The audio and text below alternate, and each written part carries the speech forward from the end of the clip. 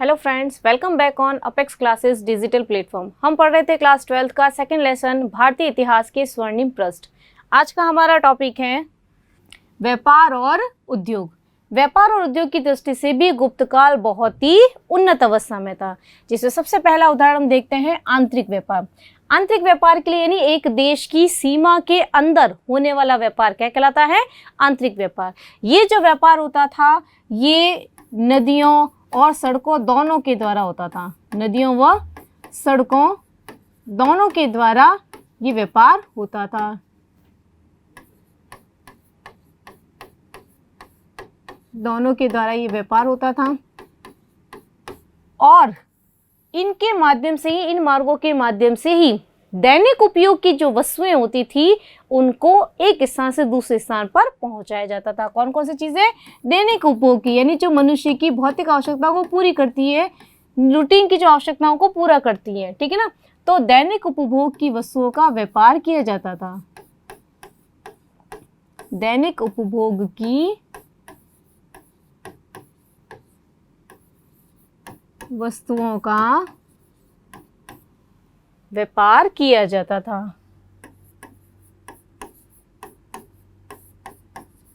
दूसरा हम ये देखते हैं कि यहां से नगरों और गांवों तक, नगर व गांवों तक सारी वस्तुओं को पहुंचाया जाता था। नगर व गांवों तक वस्तुओं को बेचा जाता था,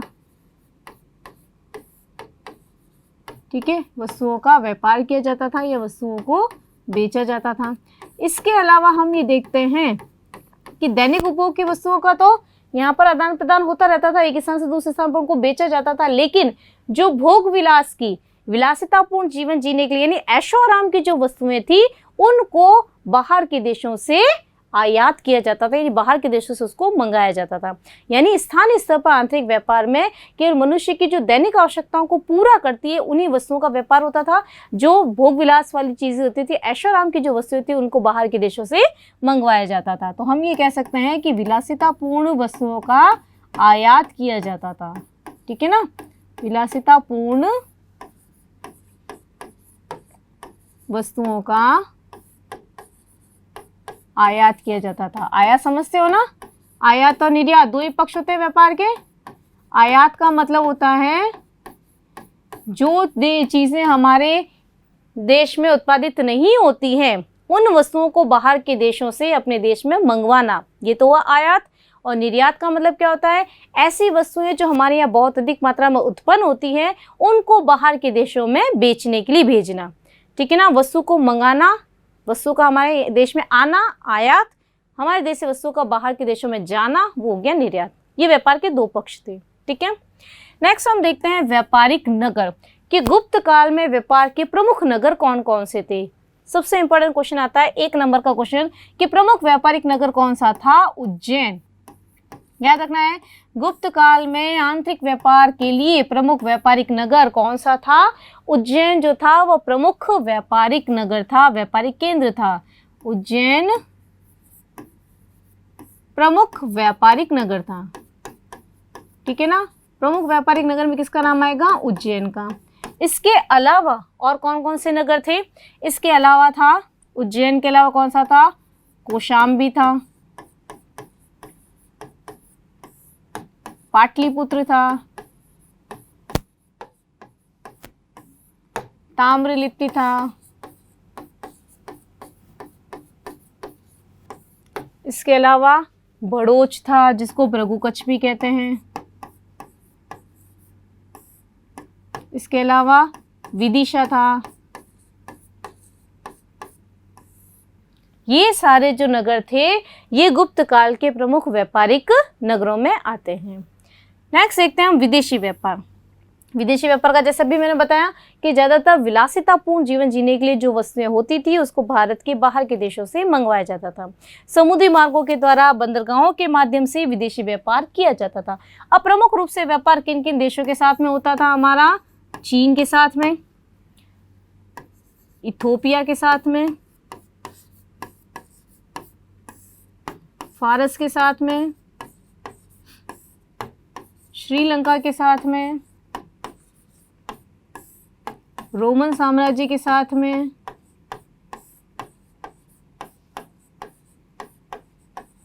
ठीक है ना, इन सारे देशों के साथ में भारत का विदेशी व्यापार होता था। अब विदेशी व्यापार में कौन कौन सी चीज़ें आयात की जाती थी, कौन सी निर्यात की जाती थी। तो सबसे पहले अगर हम देखते हैं आयात, आयात में हम देखते हैं कि कौन सी चीज़ें बाहर से मंगाई जाती थी। चीन से तो मंगाया जाता था रेशम, चीन से क्या मंगाया जाता था, रेशम मंगाया जाता था। फिर हम दूसरा देखते हैं इथोपिया, चीन से तो मंगाया जाता था, रेशम मंगाया जाता था, ठीक है ना, सबसे ज़्यादा प्रसिद्ध था, बहुत ज़्यादा सॉफ्ट आता था, ठीक है ना, इथोपिया से और रोमन साम्राज्य से। देखो रोमन देश जो है अरब है, रोमन है, अरब है और बैक्ट्रिया है, इन देशों से क्या मंगाए जाते थे, घोड़े मंगाए जाते थे, ठीक है। और दूसरी चीज देखते हैं हम निर्यात की, कौन सी चीजें भारत से बाहर निर्यात की जाती थी, तो है मसाले, मसालों के साथ साथ में सूती वस्त्र जो है वो यहाँ से निर्यात किया जाता था।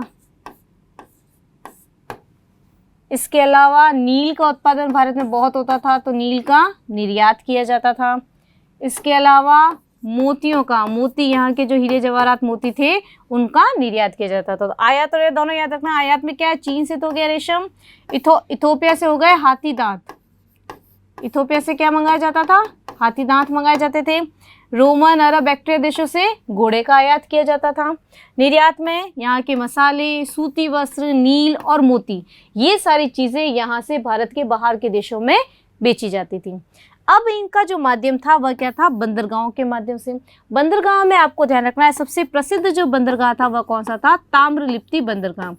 पूरी भारत का जो सबसे विकसित बंदरगाह था, ठीक है ना, पूरी भारत का सबसे विकसित बंदरगाह कौन सा था, ताम्रलिप्ति था, ठीक है ना। इसके अलावा भी काफ़ी सारे बंदरगाह थे जिसे भारत के बाहर के देशों में निर्यात किया जाता था। जैसे प्रमुख रूप से हम भड़ोच, जिसको भृगु कच्छ कहते हैं, ठीक है ना, भड़ोच बोलो भृगु कच्छ बोलो एक ही सेम ही है, ठीक है। इसके अलावा सोपार, इसके अलावा कल्याण, ये सारे बंदरगाह जो थे उस समय के विदेशी व्यापार के प्रमुख स्थल थे, जहां से वस्तुओं को एक स्थान से दूसरे देशों में बेचा जाता था या बाहर के देशों से मंगाया भी जाता था, ठीक है। नेक्स्ट हम देखते हैं राजस्व के स्रोत। राजस्व के स्रोत यानी राज्य की इनकम किससे हो रही है, तभी तो पूरी शासन व्यवस्था चलेगी। तो राजस्व का स्रोत, प्रमुख स्रोत क्या था, भूमि कर।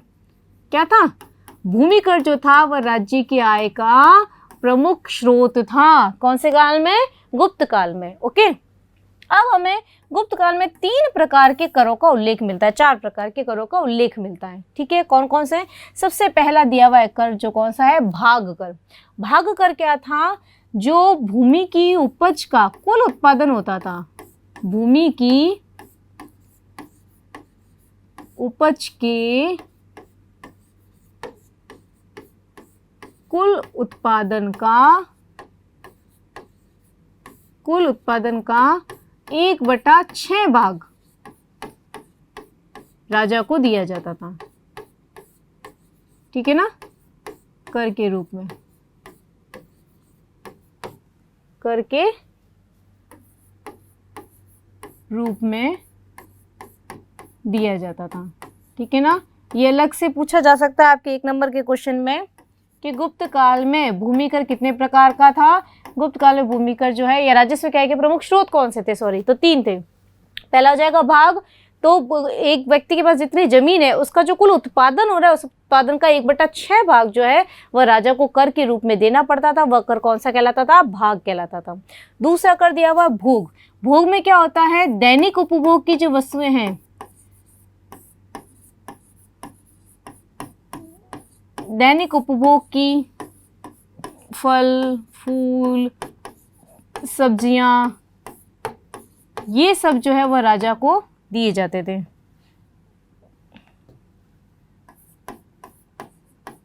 सब्जियां राजा को दी जाती थी। ये कर कैसा होता था? भोग कर कहलाता था। ये कर क्या कहलाता था? भोग कर। ऊपरी कर और उद्रंग कर जो है वो एक प्रकार का भूमि कर था। दोनों ही एक प्रकार के भूमि कर थे, ठीक है ना। ये भूमि के आधार पर लिया जाता था। यानी गुप्त काल में हम देखते हैं राजस्व क्या है कि 3 प्रकार करों का उल्लेख किया गया है, भाग, भोग और तीसरा जो कौन सा है? ऊपरी कर और उद्रंग। ये करों के प्रकार आपको याद रखना है, अलग से आपका क्वेश्चन बनेगा यहाँ पे। नेक्स्ट हम देखते हैं फायान का भारत वर्णन। देखो भारत में अपन ने 3 चीनी यात्री पढ़े थे, जिसमें 2 आपको बहुत अच्छे से याद करना है, ठीक है ना। 2 चीनी यात्री कौन से बताया, मैं वापस यहाँ रिपीट कर रही हूँ। पहला तो अपने पढ़ा था फायान, दूसरा चीनी यात्री अपने पढ़ा था वेंगसांग। दोनों अच्छे से याद होने चाहिए। ह से आप ध्यान रखोगे, हैंसांग आएगा हर्षवर्धन के काल में, जो अपन आगे पढ़ेंगे, ओके। फायान किसके काल में आया था? गुप्त काल में, चंद्रगुप्त द्वितीय के काल में आया था। मोस्ट इंपोर्टेंट क्वेश्चन है, कई बार स्टूडेंट कंफ्यूज हो जाता है फायान हैंसांग के कौन सा किसके काल में आया था। तो फायान किसके काल में आया था? चंद्रगुप्त द्वितीय के काल में आया था। और वेंगसांग किसके काल में आया था? हर्षवर्धन के काल में भारत आया था।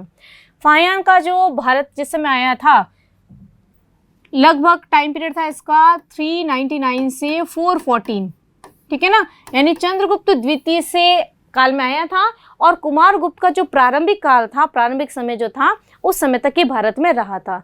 और इस समय इसका भारत आने का प्रमुख उद्देश्य क्या था कि ये भारत में आकर प्रमुख जो बौद्ध ग्रंथ हैं उनको पढ़ना चाहता था, उनका गहन अध्ययन करना चाहता था। और यहाँ पर जो कि भारत के बौद्ध प्रमुख स्थल हैं, उन स्थलों की वो यात्रा करना चाहता था। यानी बौद्ध धर्म के प्रचार प्रसार या उसके बारे में बहुत ज़्यादा जानकारी प्राप्त करने के उद्देश्य से फाहियान भारत आया था, ओके। और जब ये भारत आया था तो इसने यहाँ की तत्कालीन समय की जो सामाजिक, धार्मिक, आर्थिक, राजनीतिक स्थिति थी, उसके बारे में इसने अपनी पुस्तक में, अपने यात्रा वृत्तांत में लिखा। अब उसने क्या लिखा है वो अपन पढ़ेंगे। सबसे पहले इसने भारत की स्थिति के बारे में क्या लिखा है कि गुप्त काल की भारत की सामाजिक स्थिति कैसी थी, समाज कैसा था। तो हम इसमें देखते हैं कि सबसे पहले इसने लिखा कि समाज जो था वह शाकाहार था। शाकाहार था मतलब लोगों के द्वारा मांस का सेवन नहीं किया जाता था, ठीक है। शाकाहार मतलब केवल साग सब्जियों का प्रयोग किया जाता था। दूसरा इसने लिखा कि प्याज और लहसुन का सेवन भी नहीं होता था, ठीक है ना। प्याज और लहसुन का सेवन नहीं किया जाता था, ठीक है ना। प्याज लहसुन का सेवन भी नहीं किया जाता था। ऐसा माना जाता है कि ये तामसिक गुणों में वृद्धि करते हैं, ठीक है ना। और ये फैक्ट है, तामसिक गुणों में इनके द्वारा वृद्धि होती है। क्रोध है, बहुत ज़्यादा डिप्रेशन में आना, गुस्सा करना, अग्रेसिव होना, ये सारी चीज़ें किस में आती है? इन चीज़ों के प्रयोग से ऐसा कहा जाता है, ठीक है ना। हमारे जो प्राचीन समय के जो पुराण वगैरह है, ग्रंथ वगैरह, उनमें इसका उल्लेख मिलता है। तो गुप्त काल में प्याज और लहसुन का सेवन नहीं किया जाता था। और जो लोग मान लो प्याज लहसुन का सेवन कर रहे हैं तो उनको समाज की जो बस्ती होती थी उसके बाहर उनको निवास करना होता था। ऐसा फाहियान ने अपने लेख में, अपने यात्रा और वृत्तांत में लिखा है। उस समय समाज में क्या थी? अस्पृश्यता विद्यमान थी। क्या थी? अस्पृश्यता मतलब छुआछूत भेदभाव विद्यमान था, ठीक है। लेकिन उसके बाद भी जनता जो थी, प्रजा जो थी, वह सामान्य व सुखी थी। सामान्य, सरल और सुखी जीवन व्यतीत करती थी, ठीक है ना। ये तो हो गई उस समय की सामाजिक स्थिति का उल्लेख जो फाहियान ने किया है। दूसरा हम देखते हैं उसके अनुसार धार्मिक स्थिति क्या थी, धर्म का क्या प्रभाव था। तो फाहियान ने ये लिखा है कि धार्मिक दृष्टि में बौद्ध धर्म जो था वह उन्नति पर था। लेकिन बौद्ध धर्म की उन्नति जो है वह केवल सीमांत क्षेत्रों में, जहाँ बॉर्डर वाला क्षेत्र था वहाँ पर बौद्ध धर्म बहुत ज़्यादा प्रचार कर रहा था। लेकिन मध्य भारत में जहाँ से इसका उद्भव शुरू हुआ था वहाँ पर बौद्ध धर्म धीरे धीरे समाप्त होने लग गया था। इसके अलावा समाज में ब्राह्मण धर्म का भी बहुत ज़्यादा बोलबाला था, ठीक है ना। यानी 2 प्रकार के धर्म उसमें अपनाए गए थे, बौद्ध धर्म और ब्राह्मण धर्म का बहुत ज़्यादा बोलबाला था। लोग जो थे वह दान पुण्य में बहुत विश्वास करते थे। दान पुण्य करने में, पाप कर्म से निवृत्त होने के लिए क्या कार्य करने चाहिए, तो पाप कर्म से निवृत्त होने के कार्य भी उनके द्वारा किए जाते थे।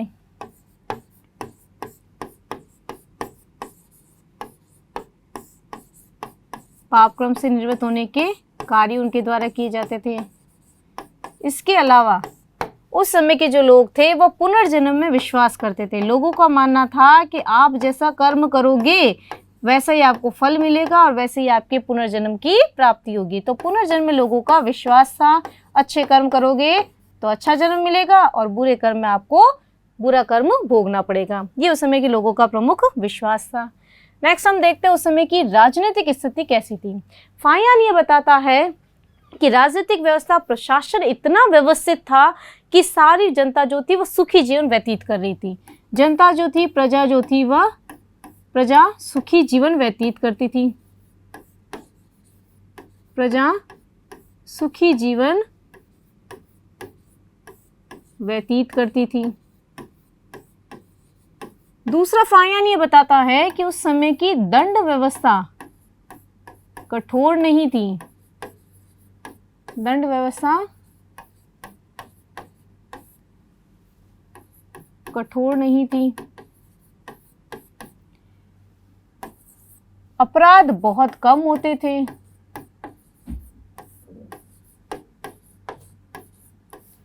अपराध बहुत कम होते थे। फायान स्वयं कहता है कि जिस समय वह यात्रा करते हुए जिन जिन रास्तों से भारत आया था, कहीं पर भी चोर, डाकू, लुटेरा को उसको भय था ही नहीं, बिल्कुल ही। ठीक है ना। तो मार्ग जो थे सारे सुरक्षित थे। मार्ग जो थे सारे सुरक्षित थे। चोरों का, लुटेरों का, डाकुओं का भय नहीं था। चोर व डाकुओं का भय नहीं था।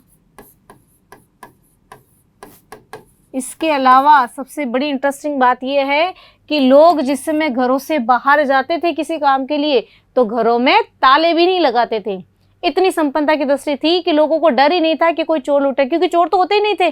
कारण क्या है? देखो, चोरी के पीछे कारण क्या होता है? जब व्यक्ति की कोई आवश्यकता पूरी नहीं होती है, उसको जरूरत होती है, तब उस चीज को दूसरे लोगों से चुराता वो। लेकिन उस समय लोगों की आर्थिक स्थिति इतनी संपन्न थी कि लोगों को किसी दूसरी चीजों की आवश्यकता होती नहीं थी। जिनकी आवश्यकता थी वो इतनी उनकी संपन्नता थी कि वो उसको चीज को खरीद सकते थे। तो ऐसी स्थिति में क्या था? घरों में तालों का अभाव था। घरों में तालों का अभाव था। लोग बेफिक्र होकर घर से बाहर जा सकते थे। ठीक है ना। और वर्तमान में क्या है? घर में रह रहे हो, सो रहे हो और आज चोर आए जो आपका माल चोरी करके लेके जा रहा है। ठीक है ना। वर्तमान में ये स्थिति बनी हुई है। उस समय क्या होता था? लोग घरों से बाहर भी बेफिक्र होकर निकलते थे किसी काम को करने के लिए। ठीक है ना। नेक्स्ट अपन देखते हैं उस समय की आर्थिक स्थिति कैसी थी। अब इतनी सारी चीजें देखकर हमें ये पता चल गया कि आर्थिक दृष्टि से तो बिल्कुल ही लोग क्या थे? संपन्न थे। किसी प्रकार का करों का बोझ लोगों पे नहीं था। करों का बोझ लोगों पे नहीं था।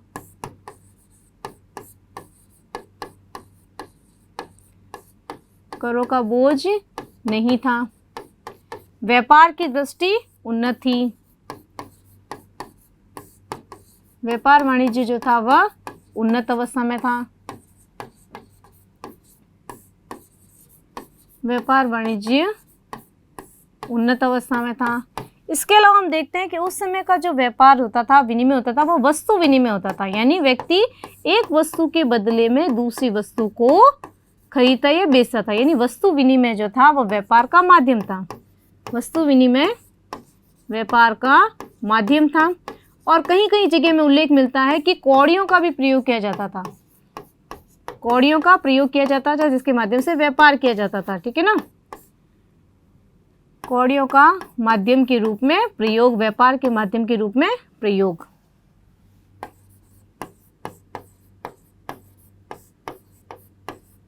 ठीक है ना। वर्तमान में कोई महत्व नहीं कौड़ियों का। कहते ना कई बार कि इसको तो कौड़ियों के भाव भी कोई नहीं खरीदेगा, कौड़े के भाव भी कोई नहीं लेगा इसको। ठीक है ना। लेकिन उस समय कौड़ियां जो थी वो व्यापार का प्रमुख माध्यम थी।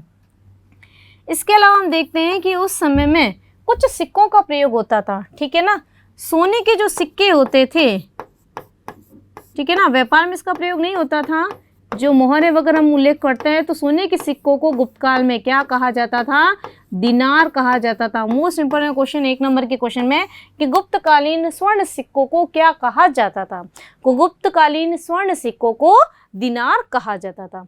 तो यहाँ पर फायान के द्वारा जो सारा वर्णन हुआ इसकी हमें जानकारी मिलती है। तो आज का हमारा जो टॉपिक था वो पूरा कंप्लीट हो चुका है, गुप्त काल पूरा कंप्लीट कर लिया है हमने। नेक्स्ट क्लास में हम इसके आगे के बारे में चर्चा करेंगे, नया टॉपिक लेंगे और उस पर विस्तार से पढ़ेंगे। तब तक के लिए थैंक यू।